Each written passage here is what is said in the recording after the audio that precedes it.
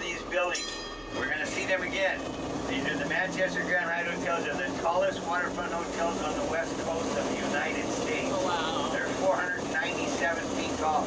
That makes them 3 feet short of our limit. Do any of you have any idea why we have a 500-foot limit? Our downtown airport, absolutely right. But a lot of people think it has to do with our earthquakes. Earthquake. We only get 200 or 300 a month. We use them at night to rock ourselves to sleep. You think I'm kidding? I'm not. San Diego averages between 21 and 2,500 tremors every year. Why? Right where two tectonic plates collide. With the total combined movement, less than 1/100th of an inch. But they never stop moving. All right. Now, San Diego is also very close to Hollywood. We have some folks on board today from Los Angeles. But San Diego is so close to Hollywood that over the years, more than 700 TV shows and movies have been filmed here. The building to your left is your retired San Diego Police Station. It was in that building where they filmed all 3 segments of The Attack of the Killer Tomatoes. And a lot of people tell me I look like the star of segment 2, George Clooney. Don't I wish? But by far the most famous movie filmed here was Top Gun. Look over here on your right, folks. Red awnings, blue umbrellas. The Kansas City Barbecue Grill, also known as the Top Gun Restaurant. And that's where they filmed many of the scenes of that movie, including the one where they sat around the piano that's still in there by the far right window, and they played Jerry Lee Lewis and Great Balls of Fire. Also, there's the jukebox they played. They all sang You Bought That Little Candy by the Righteous Brothers. A lot of history there. Now, we're going to go through 4 neighborhoods today. Right now, we're in the new city of San Diego. The original city is Old Town. It's 3.5 miles north. That's also the birthplace in California. Place I'm going to recommend you all make your way to while you're here. And I recommend you take our city tour, the 25-mile loop of San Diego Coronado with 12 stops. You can get on and off all day. And then, right now, we're in the new city of San Diego. Then we're going to go through the oldest business district in all of Southern California, Little Italy. Then we're going to go over into Mission Hills. We're going to see where Old Town was. The original city was built, but it was called Mission Hills because at the very north end of that mountain, we're going to see is where the King of Spain built the very first permanent European settlement ever on the west coast of North America, 1769. And from there, we're going to go around the other side of the bay. We're going over to a neighborhood known as Point Loma. Loma is the Spanish word for a hill. That hill will see made it famous. Okay, but the 4 neighborhoods today. Now, over here on your left, ladies and gentlemen, is the remnants of the tuna industry. San Diego lived in the tuna industry for over 100 years, from the 1870s to 1980s. At the height, we had 204 registered tuna boats and 6 canneries, each putting out 6 to 9 million cans of tuna every month. Now we have 28 registered tuna boats and 0 canneries. Also on your left, get those cameras out, folks. Coming up on your left, USS Midway, the 2nd longest serving aircraft carrier in the history of our Navy. Today, the #1 most visited museum in Southern California, over 1 million guests a year. And if you're thinking about doing a Midway tour, I'm going to recommend you buy your tickets at one of our booths. Why? You get a discount on your ticket, and you don't have to wait in line when you get there. You have your ticket ahead of time. Think about doing that. Now up on the top of the deck of the Midway there, folks, there are 35 aircraft, all of which have flown on and off the Midway throughout our history. Magnificent tour. And give yourselves some time to do that. People think they can go up there and do that in an hour. Good luck. It's just there's so much history there. Make yourself a day of it. Now look to your right there in the center of the city, that short building there in the center with the stripes on it.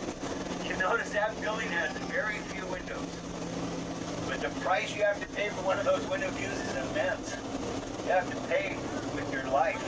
That is the federal penitentiary in downtown San Diego. It's known as MCC, Metropolitan Correctional Center.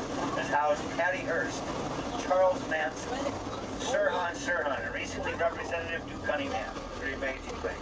Now guys, get your cameras out. We're about to cross Broadway Street. This street was established as the new city center in the year 1870. But as we go to your right, you're going to have a view downtown Broadway, 1870. Now the purple trees on your left are jacarandas. They're from Argentina and Brazil. I think they're beautiful. And I think they're most beautiful when they're in your neighbor's yard because they make a mess when they get their flowers. Now we're going by the old tuna harbor. And now we're coming by this area here is what we call the cruise terminal today. We get about 75 cruise ships a year in and out of San Diego. Across the bay, we got one of our aircraft carriers. CA-7 USS Carl Vinson. I'll tell you more about it. Now we're approaching a very historical museum coming up on the left side, folks. The San Diego Maritime Museum. But before we get to the museum, our 3 famous restaurants in San Diego. The originals are over on the other side of the bay on Shelter Island. We got the Catch, the Brigantine, and the Miguel. These are the new ones. These three restaurants got together and bought out that property from a restaurant that had been there for 75 years. Anthony's. Took the place of Anthony's. Now, coming up on your left, folks, is the Maritime Museum. And the star of the show here is the ship you see to the left with the sails up. That's the oldest iron-hull ship in the world, the Star of India. It was built 1863 off the Isle of Man. It was commissioned 5 days after Abraham Lincoln gave the Gettysburg Address. It's been around the world 21 times. It's still active to today. It's one of 11 historic ships here at the San Diego Maritime Museum. I recommend you go see it. Now, folks, we're about to cross into the new neighborhood. On the tour, we're going into Little Italy. I want you to know this. The streets throughout Little Italy are named in alphabetical order from the south to the north. They're named after trees. Ash, beech, cedar, date, elm, fir, grape, hawthorn, ivy, juniper, calmia, laurel, maple, nutmeg, thorn, all the way to Eublis. And right now we're in Little Italy. And over here to your right, beautiful waterfront parks. There are new families that are moving in the neighborhood, a lot of kids, so they built these parks for the kids. There used to be parking lots here. The parking was moved to underground. And here to your left, the Maritime Museum. There's I'll tell you more on the way back to it, but you ever saw the Black Pearl, you know that name of that boat from the Pirates of the Caribbean movie? It's right over there. Now, you can see all the way across the bay now. San Diego Bay, folks, is actually shaped like a candy cane.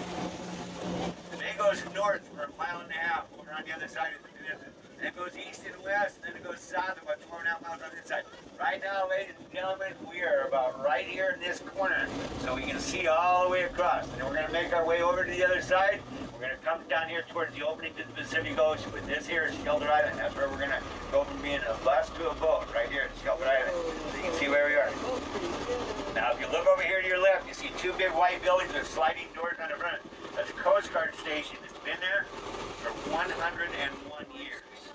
Their jurisdiction goes from San Diego 13 miles south to the country of Mexico, goes 200 miles offshore and 100 miles north to our sister city, Long Beach, Mexico Coast Guard Station, the Long Beach to the north of us. Pretty amazing. These piers to your left, these are the piers originally from the old tuna industry, but now this first one's being used to store lobster traps. And lobster season goes every year from October to March.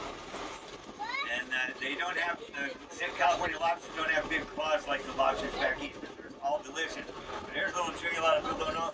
Can you imagine this, folks? At one time, federal prisoners on both coasts, east and west coast, were served lobsters 3 times a week. And then the men happened to change the history of lobster. They were considered to be a trash fish. They were very plentiful, easy to come by. But the Queen of England had lobster served at one of her dinners, and that changed the history of lobster overnight. They went from being a trash fish to a delicacy overnight.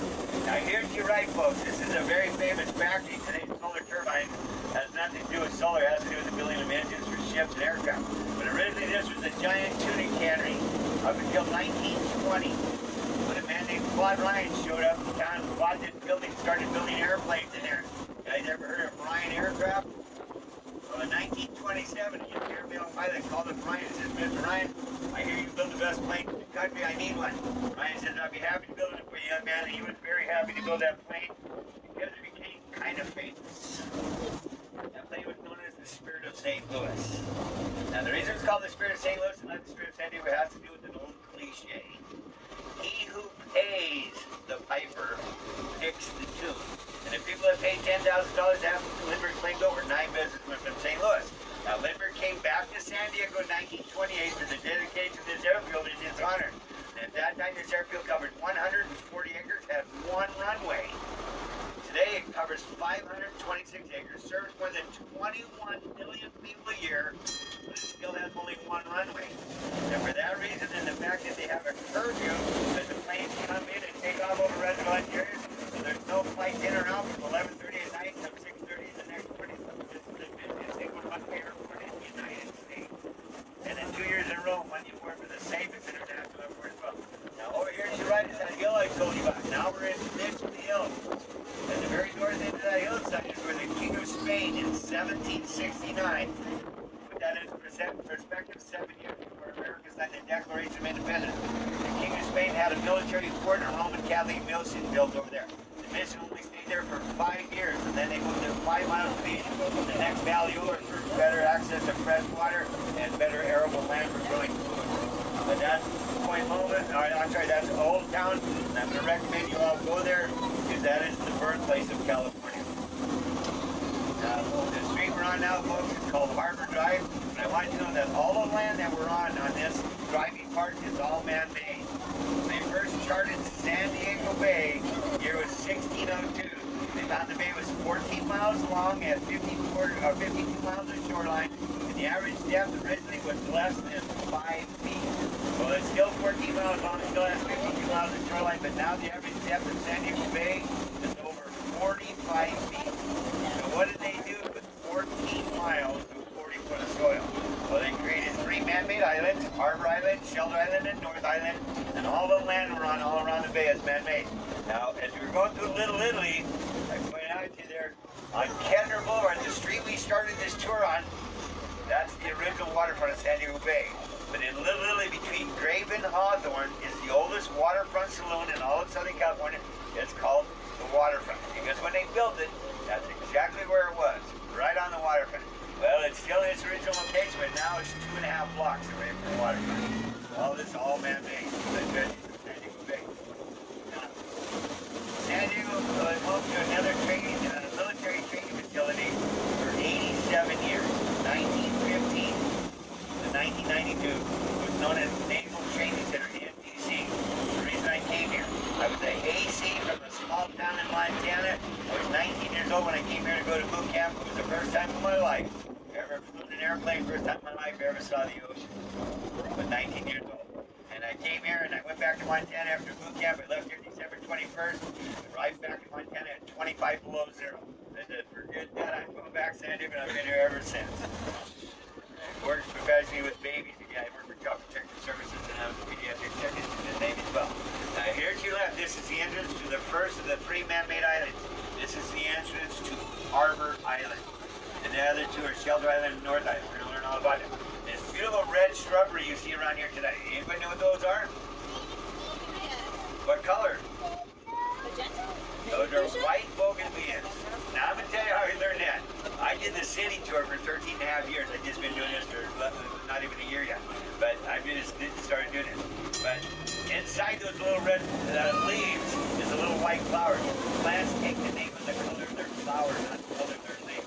I learned that doing this job. I had 5,000 botanists in Convert convention. I said, look at these red bougainvilleas. They slapped me upside the head. Those are white bougainvilleas. Pleasant learning. I always think the name of the flower. This again over here on your left is Shelter Harbor Island. Now the other training facility, NTC, it was open for 87 years and nearly 1 million men and women went through basic training here. And today, the barracks that almost 20 people even including myself, I live in building 420. It's now firefighting, so I'm very proud to tell you this, folks. One of the instructors here is my daughter Amy. She was the first woman in the history of all 5 branches of the military to graduate top of her class in firefighting school in both endeavors, academic and physical. She had to carry a 200-pound man up and down an 80-foot ladder, and she had to carry that same 200-pound man 1 city block. My daughter is a monster. She's 5'4", 125 pounds, soaking wet.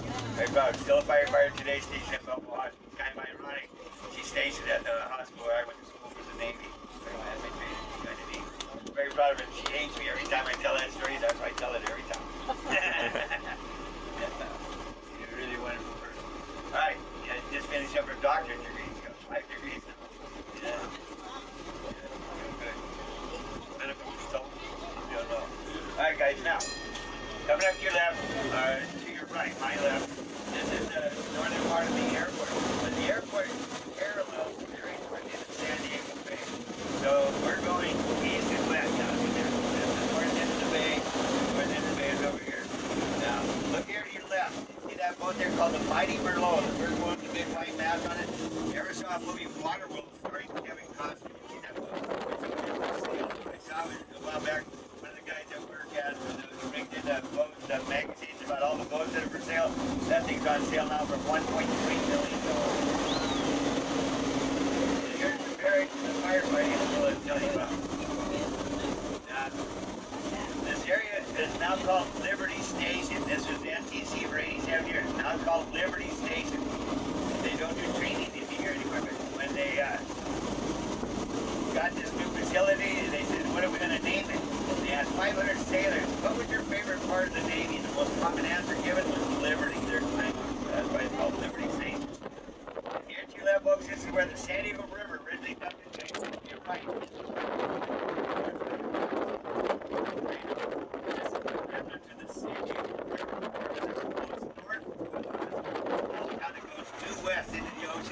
Originally, the River San Diego River dumped into the bay right here, but they changed it in 1880 to develop here to the south.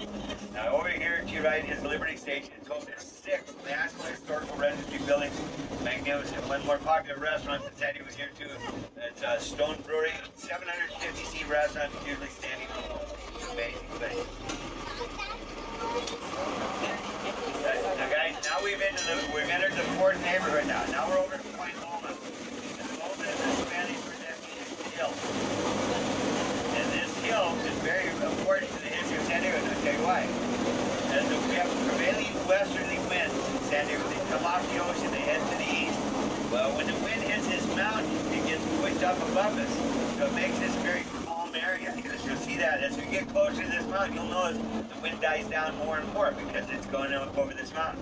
But it stays up in the air until it hits the water out here in the bay and then drops down with a vengeance, making it an ideal place for sailing. People from around the world come here to practice their sailing skills.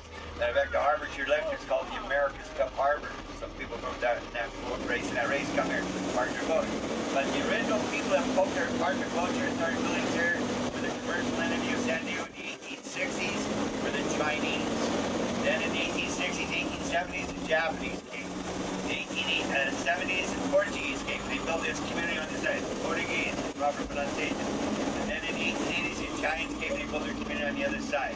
But the Chinese and Japanese found a great number of shellfish growing on the sandstone around here. And it's one of the shells of those shellfish. Now we call these abalone. They have a built-in camouflage. That looks like layers of wet sand. They're kind of hard to find. They blend in perfectly with the sand underwater. But these animals are called gastropods. Gastro means stomach, pod means foot. They're filter feeders. They took them out of here in great numbers. Cut the meat out of the shell, they tenderized it, they put it on the beach to dry out, and then they sent it back to China and Japan as a delicacy. But they didn't realize how important they were to the cleanliness of the water. But to give you an idea of how many they took out of here, this is a picture of a one-day take. Imagine that going on every day for years. Well, you take out the filter feeders, the water becomes polluted. San Diego Bay was considered to be a completely dead bay by the 1960s. And in the late 60s, a man named Dr. Roger Revelle came to town from Yale University, and I'm going to clean it up. Today, the second cleanest bay in the entire state of California. Try to transition, but he did that using seagrass and not the shellfish.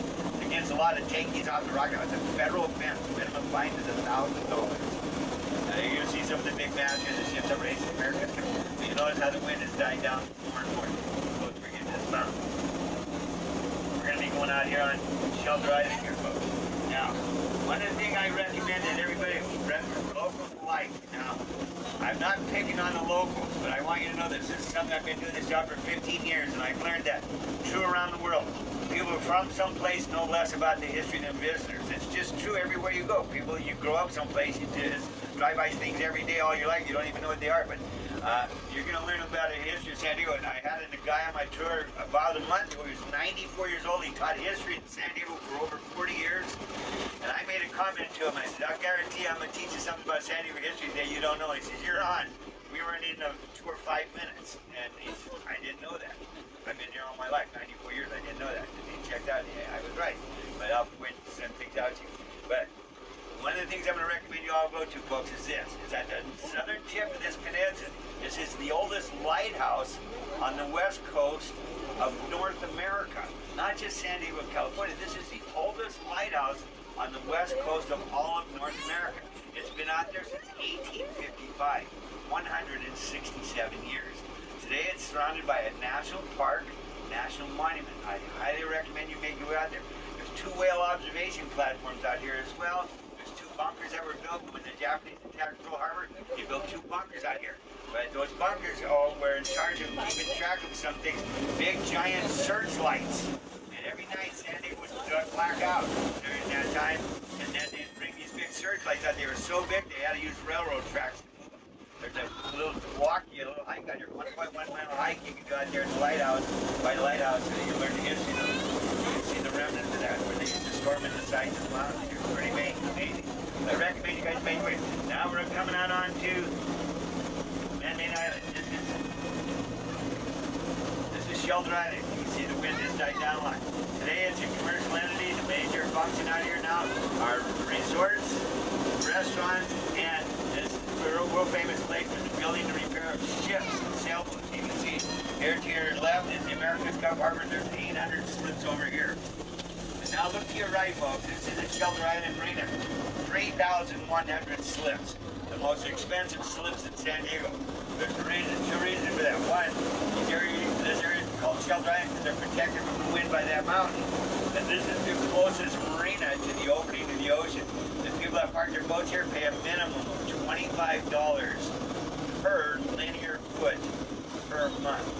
So a 40-foot vessel will cost you $1,000 a month to park it here. It's an amazing place. But it's a big commercial entity today. You can see magnificent sailboats and yachts from around the world here. Working boats used by the Navy here. Those fast attack boats used by the Navy SEALs. We'll see some of them out on the water today. Now, if you look to your right, folks, you can see the big wall up there. I'm going to tell you more about it, but I hope you all made your way. On your way out to the lighthouse, you stop by Fort Rosecrans, the National Military Cemetery. Altogether, 112 burial sites, 112,000 burial sites. Now, this is a very famous resort in San Diego. It's called Humphrey Caplan Bay. Not only famous as a Polynesian resort, it's famous as a concert venue. They have a stage out behind you there over the bay. Some of the bands that performed here recently, Three Dog Night, Little River Band, America, Crosby, Stills. They've got some amazing bands here. Now, you can see the skyline city. We're coming close to the water where we're going to go in a bus to a boat. And the Coast Guard says I have to show you how to operate one of these things. Pretty simple operation. Just open it up over your head. Put it on your reattach to the D-ring on the front, pull up the slap. Now if the captain says put them on, we're going in, you just cross your arms in front of you and you go in feet first.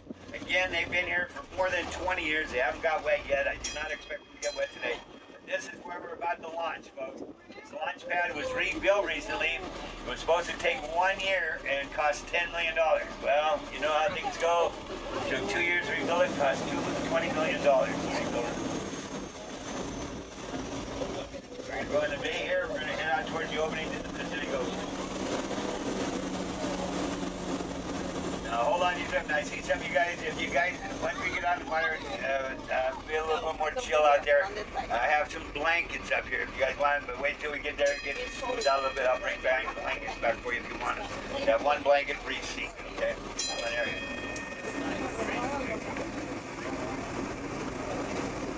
Hey, big kid. How are you doing? I contacted my friends, the Sea Lions out here. They're all excited. The kids are coming out today. You guys ready to go in? Alright, now you guys, remember, we're going to go from being a bus to a boat real quick here. Alright, Captain, here we go. We're off. Hands up, guys. Going in.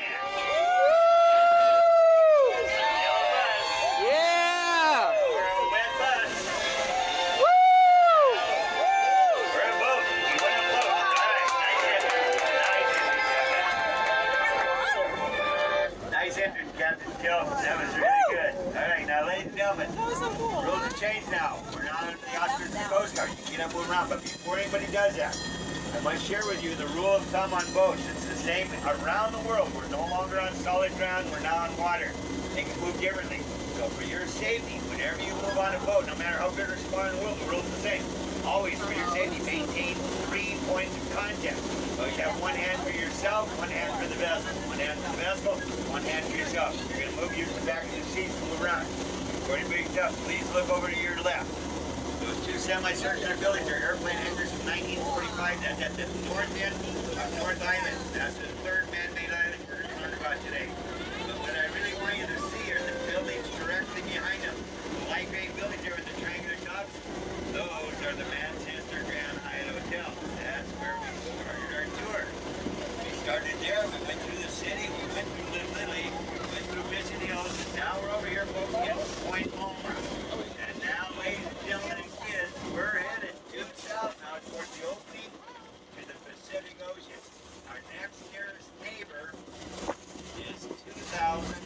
509 miles to the south-southwest. It is known as the Big Island of Hawaii. A very long way to swim. And with that in mind, folks, I must tell you this. It is against the law to swim in San Diego Bay because of all the boat traffic. But you wouldn't want to swim in the bay today at all. The water's chilly. The water has chilled down here in the last few days. It went from 59 to 57 degrees. Now, San Diego is a desert city. Why is the water so cold? There are two reasons. One, our water's coming down from Alaska. And two, we have some very deep trenches offshore. The deeper the water, the colder it is. As the currents come down, it pulls that cold water out of the bottom, brings it to the surface, and it gets pushed into the bays and the beaches by the wave action. To give you an idea how deep some of the trenches are. 5 miles to the north of us, the world famous community of San Diego is La Jolla. La Jolla has a cove there. It's an underwater national park. And it's home to the #1 marine biology college in the world. Scripps School of Oceanography is up there by La Jolla. And 1/4 mile offshore in La Jolla, ladies and gentlemen, it's more than 900 feet deep. Another 1/4 mile out, it's 2,300 feet deep. 2,300 feet deep, a half mile offshore. It's an ideal place for marine biology. Now, folks, over here to your left, this is North Island. I want to know the history of that place. That is the birthplace of military aviation.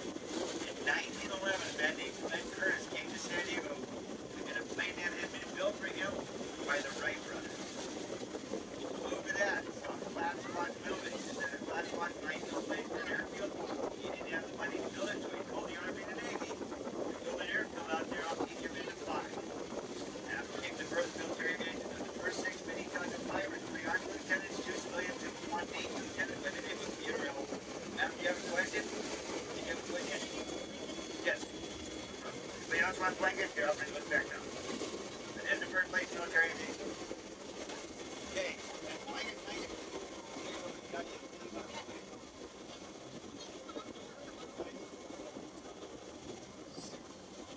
Cool scenery in the San Diego Bay.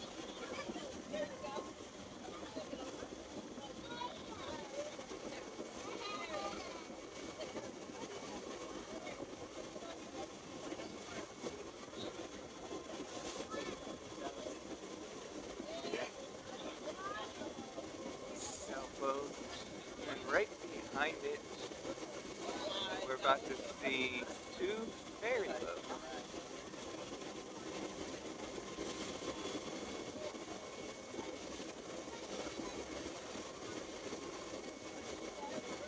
Water's cold.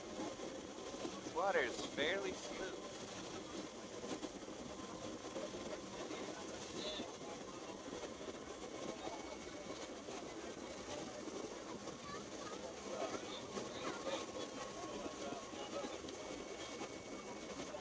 See a cool mountain over there.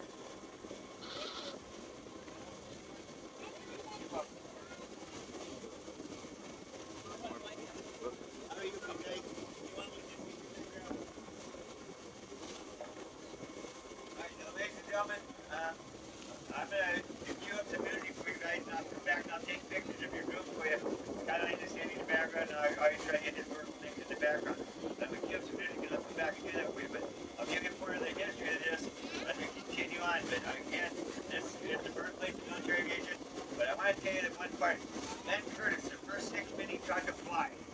3 Army lieutenants, 2 civilians, and 1 Navy lieutenant by the name of Theodore Ellison.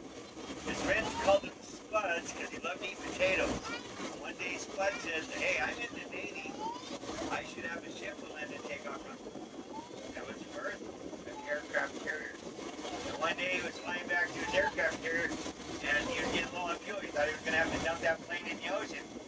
So he made it to the aircraft carrier and he got together with Glenn Curtiss, the 2 of those men. They built pontoons on the bottom of that plane now, so now they can land and take off from the water. First time, first place in the world that ever happened.